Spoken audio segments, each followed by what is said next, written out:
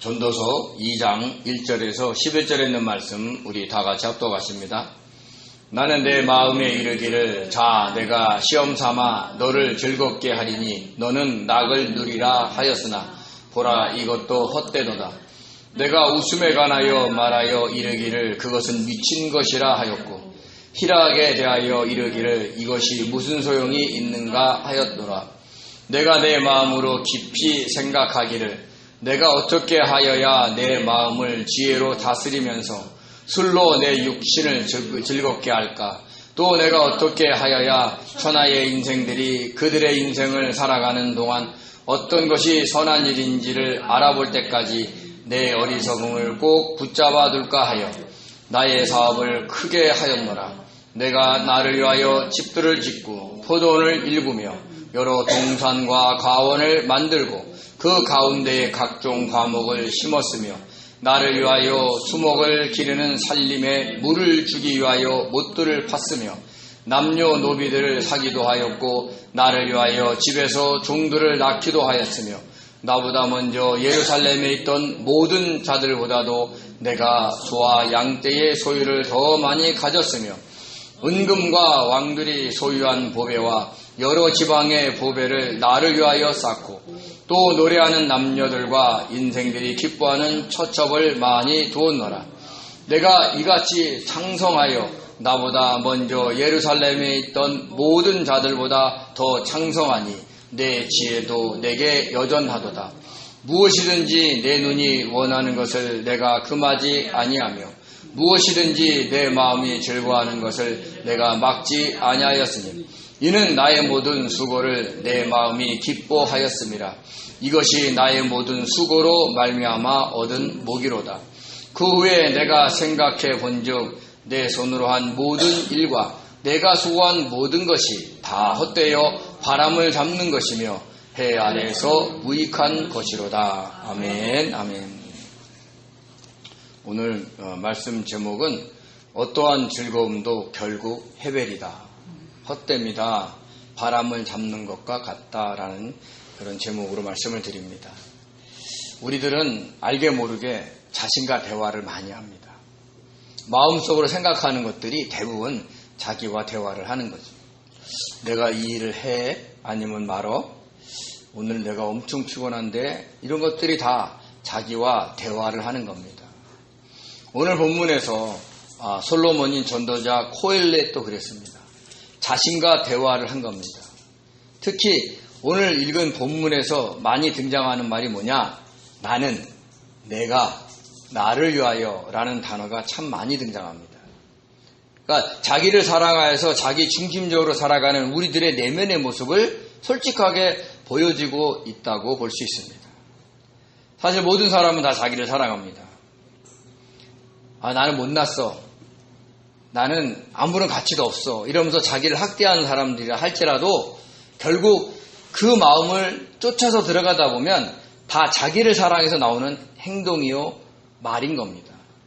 그러니까 자기를 정당화하려고 변호하고 구실을 만들기 위해서 그렇게 자기 학대적인 말을 하고 행동을 하기도 하는 것이죠. 그래서 주님은 율법과 선지자의 대강령이다 하고 얘기하시면서 구약의 율법을 하나로 또 합치면 하나님을 사랑하고 이웃을 사랑하는 것이다 라고 얘기하면서 중간에 뭘 빠뜨리느냐? 자기를 사랑하며 이게 없어요. 그러니까 사람들은 너 사랑하지 마. 너를 미워해. 너를 학대해. 그렇게 아무리 얘기해도 의식적이지 않았다 하더라도 무의식적으로 자기를 사랑하게끔 돼 있다는 겁니다. 심지어는요. 자기의 목숨을 끊는 사람도 결국 자기를 사랑해서 그런 행동을 할 수도 있는 겁니다. 오늘 본문에서 전도자 코엘렛 솔로몬이 이렇게 얘기합니다. 나는 내 마음에 이르기를 자 내가 시험 삼아서 너를 즐겁게 하리니 너는 낙을 누리리라 하였으나 보라 이것도 헛되도다. 그러니까 이 말은 뭐냐면 솔로몬이 자신에게 그렇게 얘기하는 거예요. 내가 너 즐거움을 통해서 너 낙을 누려보라고 한번 시험해 볼게. 그러니까 해보라는 거예요. 기회를 준다는 거죠. 인생의 낙이 무엇인지 한번 알아보라고 너에게 즐거움을 주겠다 얘기하는 거죠. 그러니까 한마디로 얘기해서 너 즐겁게 살아보라는 거죠. 근데 전도자 코엘렛은 아예 첫 문장에서 얘기합니다. 보라, 이것도 헛되도다. 해벨이라는 얘기를 하는 겁니다. 바람을 잡는 것이라는 거죠. 즐거워서 낙을 누린 것 같은데 아니었다라는 뜻인 겁니다. 이 얘기는 진정한 즐거움, 또한 오래 지속될 수 있는 즐거움은 이 세상에 없다라는 것을 표현하고 있는 것입니다. 그래서 자기가 즐겁게 하는 과정에서 깨달은 것이 있는데 뭐냐? 2절에 이렇게 얘기합니다. 내가 웃음에 관하여 말하기를 그것은 뭐하는 것이다? 미친 것이다. 희락에 대하여 이르기를 이것이 무슨 소용이 있는가 하였노라 라고 얘기를 하는 겁니다. 미쳤다. 사실 미치다의 히브리어가 할랄이에요. 하나님께 찬양하다 막 이런 소리예요. 근데 그것이 다른 의미가 있는 것이 미친 것도 있어요. 사람이 미친 사람이 주변에 눈치 안 보죠. 막 노래하고 떠들고 다닙니다.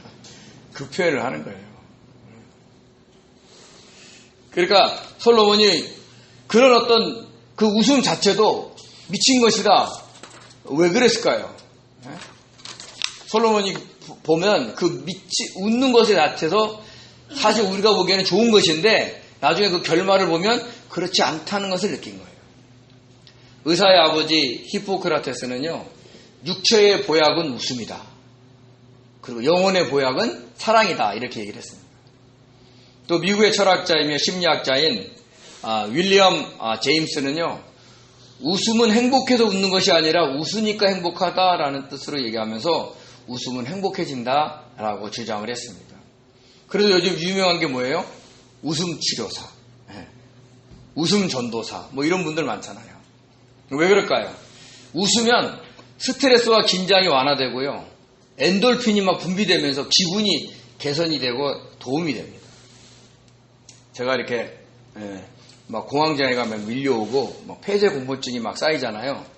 그러면 방언으로 막 기도하면서 뭘 하냐면 웃기는 그 코미디언 같은 걸 봐요. 즐거운 거. 왜냐하면 이 공황장애 이런 것들은 자기를 극도로 억압하거든요. 우울하게 만들어요. 그럴 때 호흡을 하면서 한번 웃어버리면 그것이 해소되는 경우가 있어요.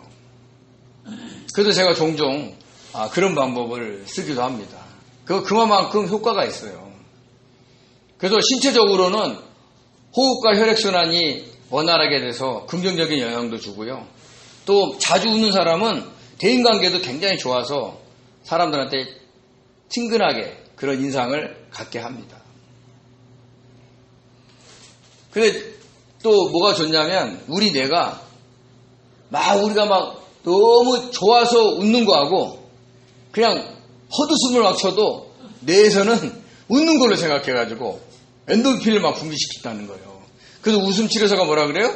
그냥 막 아무 일도 없는데 막 미친 것처럼 웃으라는 거죠. 솔로몬이 얘기했잖아요. 저는 웃음 치료사를 보면서 저거 미친 거 아니야?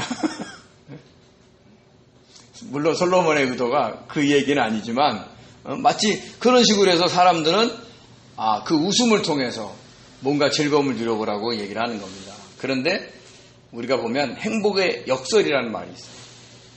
뭐냐면 행복을 직접 목표를 삼아 막 추구하면 추구할수록 행복은 멀리 간다는 뜻이에요. 심리학적인 관점에서 보면. 그러니까 막 나는 행복하면 좋겠어. 나는 행복한 사람이야. 막 아무리 얘기해도 현실이 따라오지 않기 때문에 그 행복을 못 느끼면서 오히려 더 절망감을 느낀다는 거죠. 1974년에 미국의 이스털린 교수가 주장을 한 것이 이스털린 역설인데요. 그 내용이 뭐냐면 없는 사람이 막 소득을 막 생기면 어떻게 돼요? 행복해지잖아요. 기분이 좋잖아요. 통장에 막 잔고가 쌓이면 너무 좋잖아요. 근데 그 소득이 어느 정도 선을 딱 넘잖아요.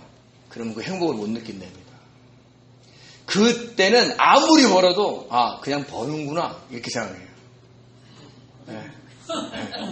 그래도 벌었으면 좋겠어요. 아멘. 그렇게 버시기 바랍니다. 그러니까 통장에 막 잔고가 막 쌓이면 쌓일수록 왠지 막 기분이 좋고 막 힘도 생기고 그러는 거예요. 그게 만몬신의 위력인 겁니다.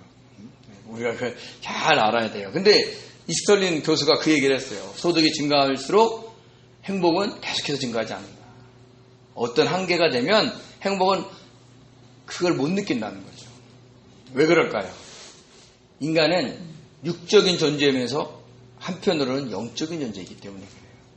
그러니까 육적인 만족은 오히려 영적인 결핍을 가져올 때가 있어가지고 행복 지수가 마냥 계속해서 증가하지 않는 겁니다. 그래서 우리가 영적인 기쁨이 없으면 육적인 막 즐거움 속에 막 기쁨 속에 살다가도 그 근원이 싹 사라지면 어떻게 돼요? 엄청난 절망감에 막 빠져요. 북극이나 뭐 이런 데 산에 가면 뭐 크레파스라 그러나요? 막 끝도 보이지 않는 그 갈라진 절벽 같은 거 있잖아요.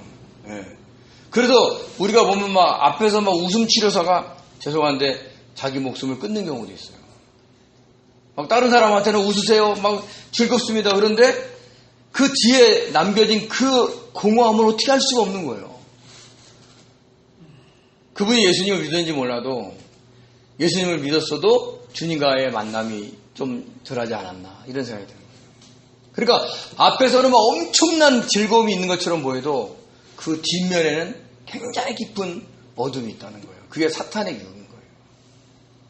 우리가 그것을 잘 알아야 됩니다.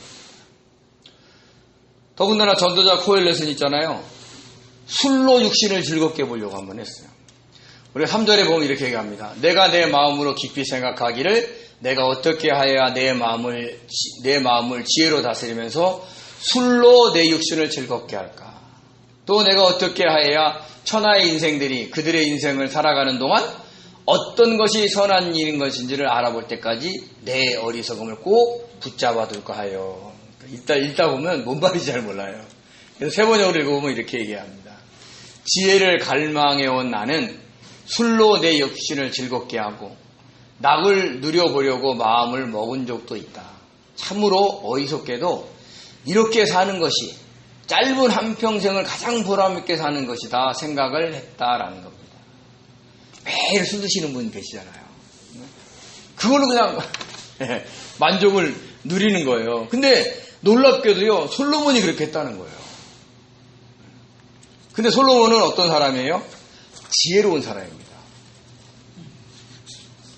그래서 전도서 1장 13절에 보면 자기가 마음을 다하여 지혜를 써서 많은 것들을 알았다라고 얘기해요. 그러니까 해 아래 모든 것들을 다 이해할 수 있도록 막 지식을 쌓았다는 거죠. 우리가 막 지식을 막 추구하는 사람은 막 육적인 쾌락에 관심이 없을 것처럼 보이죠. 보통 우리가 대학교 교수님들 보면 막 맨날 연구하고 막 그러면 저 사람 무슨 맛에 살아 뭐 이러잖아요. 근데 나중에 보면 대학 교수가 제자들 성추행하고 그러잖아요. 그러니까 인간은 인간인 거예요. 인간은 어느 선에서든 계속해서 자기 육체의 쾌락을 추구하는 거예요. 근데 이 전도자 코엘렛은 술을 먹어서 한번 해보겠다는 거예요. 근데 놀라운 게 뭐냐면 그게 어리석은 일인지 안다는 거예요. 그래서 어리석은 게 뭐냐? 이 짧은 인생 그렇게 한번 살아보고 싶다 이런 거죠. 우리가 요즘 그런 사람 많잖아요. 이 짧은 인생 뭐 하겠냐? 하고 싶은 거 다 하고 누리고 싶은 거 누리면 살다 가면 최고지. 뭐 이런 사람도 있는 거죠. 그래서 이 전도자 코엘렛은요, 뭔가는 이 땅에서 막 누려보고 싶은 것이 있어서 큰 일을 많이 했다 이렇게 얘기합니다. 4절에 뭐라고 하냐면 나의 사업을 크게 하였노라. 내가 나를 위하여 집을 짓고 포도원을 일구며 이렇게 얘기를 합니다. 여기서 사업을 했고 크게 했다라는 것은요, 어떤 일들을 했다는 건데 이 사업에가 복수형이에요. 그러니까 많은 일들을 한 거예요. 그러면서 그 많은 일들이 뭐라는 걸 쭉 열거하고 있는데 중요한 게 뭐냐? 자기는 집을 졌다고 얘기해요. 솔로몬이 하나님의 성전을 짓는데 7년, 자기 궁전을 짓는데 13년이 걸렸어요. 엄청난 토목공사를 한 거예요. 그래서 꿈꿨겠죠. 막 이런 집에 살면 얼마나 행복할까. 또 포도원을 읽었어요. 그래가지고 어떤 일이 있었냐면 여러 동산과 가온을 만들고 그 가운데 각종 과목을 심었으며 라고 얘기했어요. 한마디로 얘기해서 매일 과일이 끊어지지 않았다. 집도 있는데 과수원도 큰 거 있는 거예요. 얼마나 부자겠어요. 우리가 집에 대한 꿈이 있어요. 좀 좋은 집으로 갔으면 좋겠다. 더군다나 강이 보이는 아파트에 갔으면 좋겠다. 그래가지고 막 비싼 돈을 들고 들여서 아파트를 샀어요. 그럼 막 그 뷰가 너무 좋아가지고 막 맨날 그냥 이렇게 전경이 아름다운데 이러고 살까요? 아니에요. 하루 이틀, 길면 한 달, 두 달, 석 달. 나중에는 막 생활하는 거 보니까 처음처럼 막 커튼을 거두면서 이 바깥을 안 본다니까요. 살아가는 것이 바쁘니까. 근데 더군다나 그 집이 비가세, 곰팡이가 쓸어. 그리고 막 위에서 층간소음이 막 들려. 그러면 이제 그 집을 처음 샀을 때 그 기분이 그대로 있겠냐는 거예요. 옛날에 어떤 분이 주공 아파트에 살고 있었는데 재건축 허가가 떨어진 거예요. 그래갖고 이제 거기서 제안이 들어왔대요. 25평으로 갈 거냐, 33평으로 갈 거냐. 당연히 33평으로 가야 되는데 그 집 아버지가 청소하기 귀찮다고 25평으로 갔대요. 무척 현실적인 사람이죠. 집에 대한 욕망이 크지 않는 거예요. 저 같으면 33평으로 갑니다. 근데 뭐 청소한다고 뭐 8평 더 많은 거나 줄은 거나 뭐 얼마나 차이 있겠어요. 그러니까 그런 사람들은 집에 대한 욕심이 없는데 생각보다 많은 사람들이 집에 대한 욕심이 있어요. 그래서 저도자 코엘렛은 더군다나 왕이었기 때문에 그 집을 화려하게 지었다는 거죠. 그리고 6절에 뭐라고 하냐면 나를 위하여 수목을 기르는 살림에 물을 주기 위하여 못들을 팠다는 거죠. 그러니까 엄청난 큰 대제. 하기야 뭐 이스라엘의 왕이니까 그 정경을 유지하기 위해서 중간중간에 우물을 많이 팠다는 겁니다. 대단한 사람인 거죠. 그런데 중요한 게 뭐냐면 이 4절에서 8절까지 나는 막 이런 사업을 크게 했다고 막 얘기를 해요. 그러면서 7절, 8절은 어떻게 얘기하냐면 남녀노비들을 사기도 하고 나를 위하여 집에서 종들을 낳기도 하며 나보다 먼저 예루살렘에 있던 모든 자들보다 내가 소와 양떼의 소유를 더 많이 가졌으며 은금과 왕들이 소유한 보배와 여러 지방의 보배를 나를 위하여 쌓고 또 노래하는 남녀들과 인생들이 기뻐하는 처첩을 많이 두었더라. 그러니까 다 솔로몬 왕에 대한 얘기를 하는 거예요. 대단한 사람이죠. 근데 이 4절에서 8절까지 반복되는 단어가 있어요. 나를 위하여. 나를 위하여. 첫 번째 나를 위하여 뭐를 했어요? 집을 짓고 포도원을 세우고 여러 동산과 과수원을 만들었어요. 나를 위하여. 두 번째는요. 나를 위하여 수목을 기르는 살림에 물을 주기 위하여 우물들을 팠다라고 얘기를 합니다. 그러니까 이스라엘을 통치하는 왕위로 그 사람이 왕처럼 보이는데 왕으로 행동하는 것처럼 보이는데 다 누구를 위해서? 자기를 위해서. 정치인들이요. 국민들을 위해서 막 한다고 해요. 네, 근데 진짜 국민들을 위해서 일하는 사람이 그렇게 많지 않을 거예요. 한간에는 저 미국에 있는 트럼프 대통령은 전쟁을 통해서 돈을 또 많이 벌으셨다고 얘기하더라고요. 그러니까 전쟁은 자기의 부를 쌓는 도구로 쓰는 거예요. 다른 나라는 막 수많은 사람이 죽어가는데 그게 인간이라는 거죠. 세 번째 나를 위해서는 뭐냐면 종들을 샀고 종들의 자식이 낳고 소와 양떼를 많이 소유했다고 얘기합니다. 그래서 열왕기상 4장 22절 23절에 보면 솔로몬의 하루 음식물이 뭐냐? 가루 밀가루가 30고루, 굵은 밀가루가 60고루, 살찐 소가 10마리요, 초장의 소가 20마리요, 양이 100마리요, 그의 수사슴과 노루와 암사슴과 살찐 새들이었더라. 이렇게 얘기해요. 솔로몬이 매일 이걸 먹었을까요? 아니죠. 그 식솔들이 이렇게 많았다는 얘기를 하는 거예요. 당연하죠. 왕인데. 궁정에서 일하는 사람만 먹여 살려도요, 대단한 거 아니겠습니까? 근데 그 모습을 보고 자기가 너무 뿌듯한 거예요. 내가 대단하다. 내가 대단하다. 그리고 네 번째 나를 위하여서가 뭐냐면 은근과 왕들이 소유한 보배, 여러 지방의 보배를 쌓고 노래하는 남녀들과 자신을 기뻐하는 처첩을 많이 뒀다. 자기를 위하여.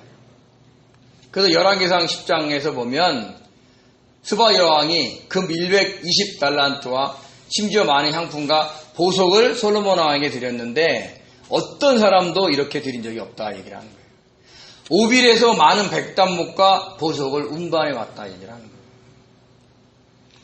그리고 열왕기상 10장 14, 15절에 보면 솔로몬이 세금을 걷는 무게가 666달란트였다. 엄청난 양이에요. 그리고 막 주변에 있는 왕들이 엄청나게 물건들을 갖다 준 거예요. 그러니까 보배를 싼 거예요.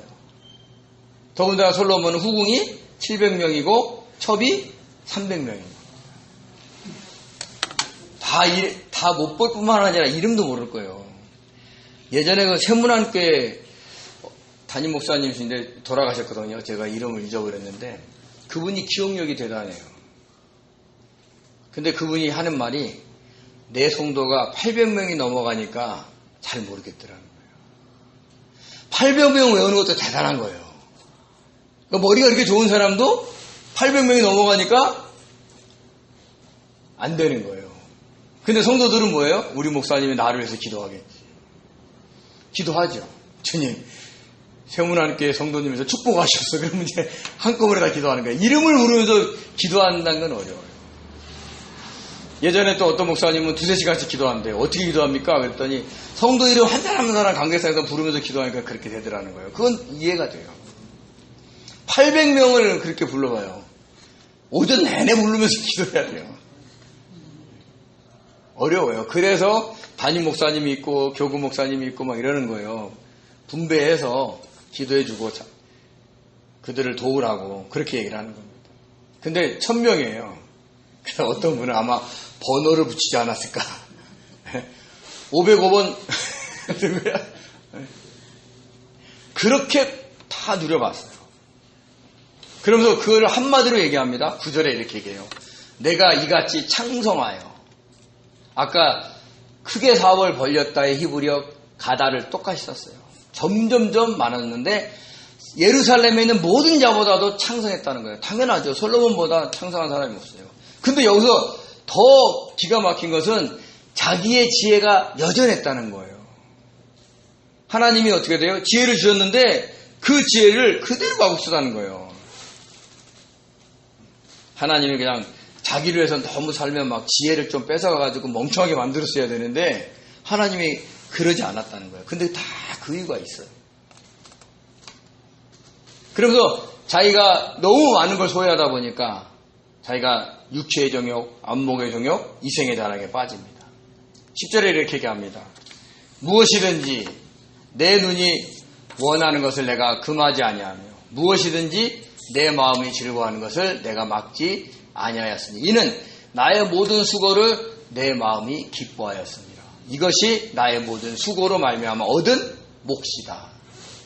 자기가 사업을 크게 하고 막 집 짓고 가옥 만드는데 자기 아이디어가 없겠냐는 거예요. 수고했죠. 주변에 있는 왕들에게 보배를 받으려면 외교력도 발휘했을 거 아니에요. 애썼다는 거죠.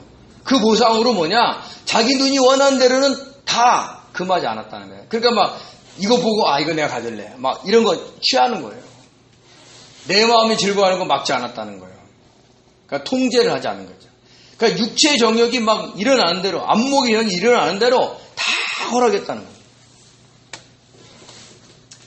예전에 어떤 TV 프로그램에 성공한 사업가들을 초청해서 이렇게 이야기를 듣는 그런 프로그램이 있었어요.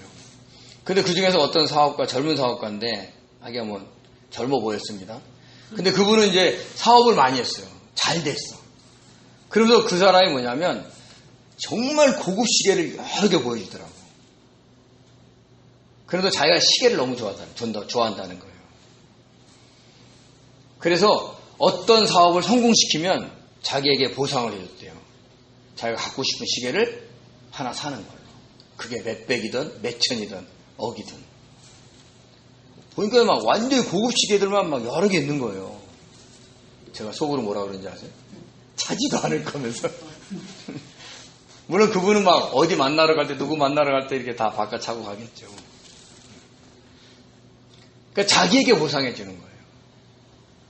근데 솔로몬도 그랬어요. 금하지 않았어. 말리지 않았어. 다 허락해 줬어요. 왜요? 고생했으니까.